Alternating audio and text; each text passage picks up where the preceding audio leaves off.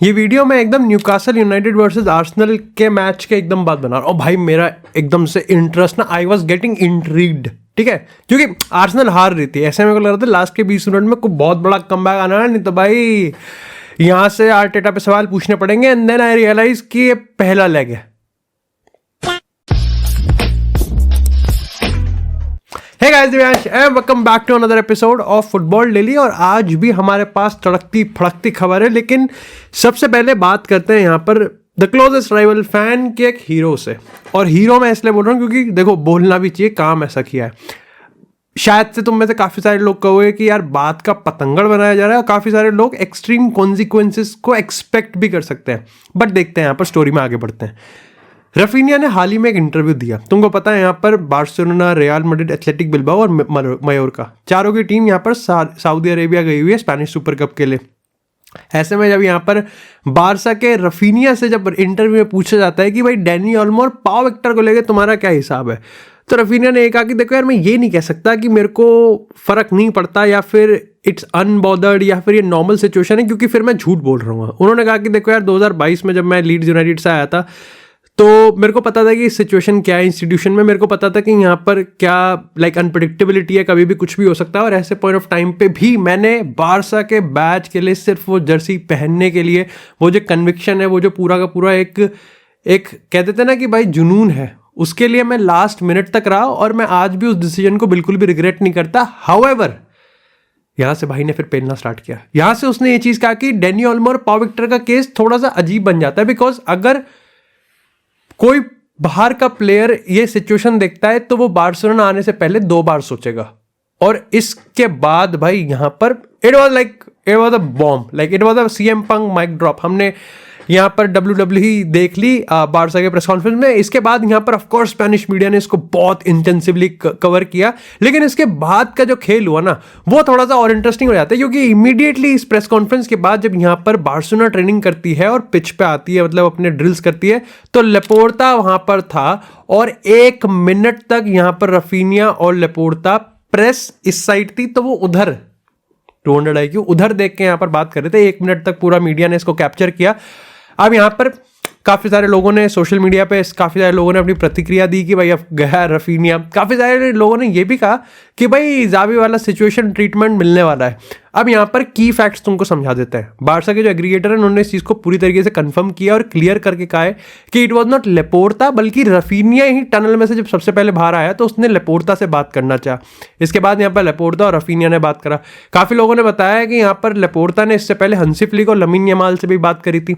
अब अगेन यहाँ पर ये चीज़ अभी भी क्लियर नहीं है कि क्या यहाँ पर किस तरीके से रफीनिया का जो स्टेटमेंट है लेपोर्ता और उसके एडमिनिस्ट्रेशन को कैसा लगा, इस पर कोई अभी भी रिपोर्ट्स अभी भी नहीं आई है। तो मेरे को लगता है कि यहाँ पर 1-2 दिन हमको और वेट करना पड़ेगा।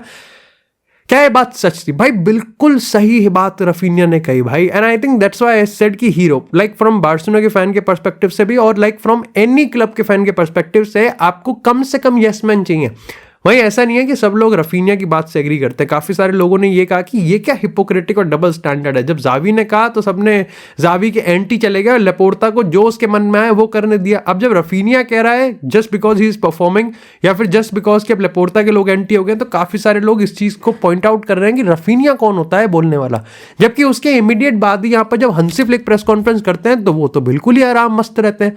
वो कहते हैं कि बार्सिलोना में काम करने वाले लोग, बार्सिलोना को संभालने वाले लोग सारे बेहतरीन है, और हंसी फ्लिक इस पर। सो समझ रहे हो तुम इस चीज़ को कि डिवाइडेड तो है ओपिनियन। बट मेरे को लगता है कि रफीनिया ने जो बोला भाई बहुत बेहतरीन तरीके से बोला, क्योंकि रफीनिया के बोलने में आपको एक रिलेटिबिलिटी लगती है, आपको एक इमोशनल सेंस दिखता है। और रफीनिया का ये बोलना काफ़ी इंपॉर्टेंट भी था, क्योंकि Raphinha one of the most prominent leader भी है, ना ही सिर्फ ड्रेसिंग रूम में बट अमंग दैट बारसा के फैन बेस में भी।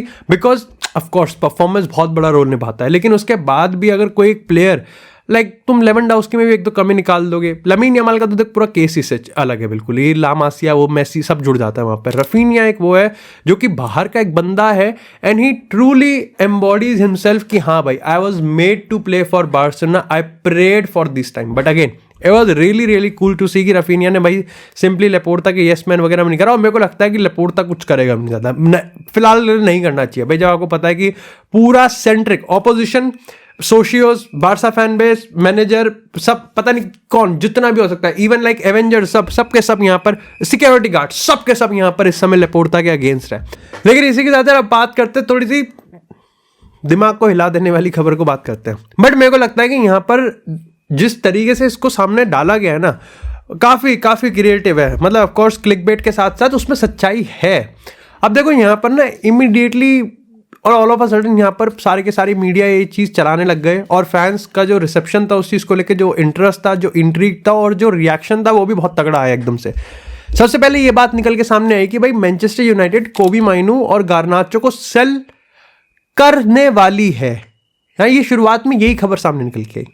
ये आई यहाँ पर ऑफकोर्स डेली मेल की थी, और ये भी बता दिया, उद्धम को पता है डेली मेल तो चलता कैसा है, उन्होंने ये भी बता दिया कि यहाँ पर चेल्सी साइन कर सकती है, कोबी माइनू चेल्सी चला जाएगा। हाउएवर इस चीज ने बात ने तूल तब पकड़ ली और इसमें क्रेडिबिलिटी तब आई जब लाइक दो बहुत प्रोमिनेंट इंग्लिश न्यूज़पेपर, अगर हम बात करें एथलेटिक की और यहाँ पर अगर हम बात करें गार्जियन की, दोनों ने अपने अपने एंड से इस चीज को पहले कंफर्म किया, क्लैरिफाई किया, और दोनों ने ही इस रिपोर्ट को लाइक समझ रहे रेफरेंस में डाला। आप नहीं ज्यादा देखते डेविड ऑर्नस्टीन को, दूसरे न्यूज लाइक जर्नलिस्ट के न्यूज़पेपर, उसने अपने आर्टिकल में ये चीज मेंशन करी है कि हाँ भाई वहां से हमको सुनने को मिल रहा है, ये सब वगैरह है। अब बात कर लेते हैं यहाँ पर थोड़े स्टैट्स और फैक्ट्स की। देखो सीन यहाँ पर ये है कि बेचने निकले नहीं है, बेच सकते हैं, ठीक है। अब दूसरी चीज ये भी है कि गार्नाचो तुमको पता है अमोरिम के स्क्वाड में एक परमानेंट प्लेस उसका फिलहाल तो नहीं लग रहा। अब माइनो की बात करें तो देखो माइनो का जो कॉन्ट्रैक्ट है वो है भाई लाइक 2027 तक है, 2026-27 तक है, लेकिन अभी वो 20,000 यूरोज कमा रहा है। ऐसे में उसका कॉन्ट्रैक्ट रिन्यूअल अभी भी चल रहा है, ठीक है। कोबी माइनो अपनी जगह ढूंढ पा रहा है अमोरिम के स्क्वाड में।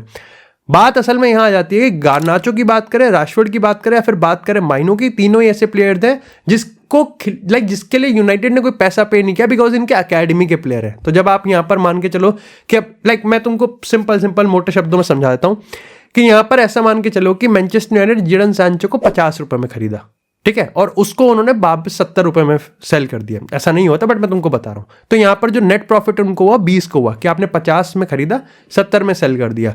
अब यहाँ पर माइनो, राशफोर्ड और गार्नाचो की बात करें तो उन्होंने खरीदने के लिए कोई पैसे थोड़ी दिया, ये तो इनके अकेडमी के प्लेयर हैं। तो अगर 70 इन्होंने बेचा तो 70 का 70 इनका प्रॉफिट जाएगा।